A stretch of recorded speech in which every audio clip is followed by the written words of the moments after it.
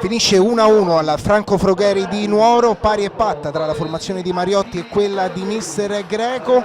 Andiamo subito con le principali emozioni dell'incontro.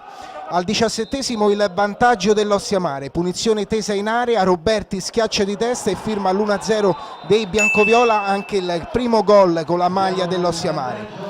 La reazione della Nuorese al 20esimo, tentativo di rovesciata di Curcio, palla che però non preoccupa il portiere Barrago, e poi al 29esimo Botti viene stretto in area, proteste della formazione verde-azzurra, ma è fuori gioco.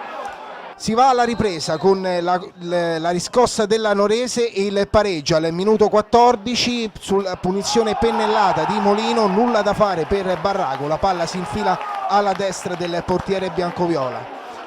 Ancora Nuorese al 18esimo, Masocco dalla distanza blocca a terra Barrago, poi al 22esimo Cadau tenta un tiro cross smanacciato dal portiere dell'Ossiamare.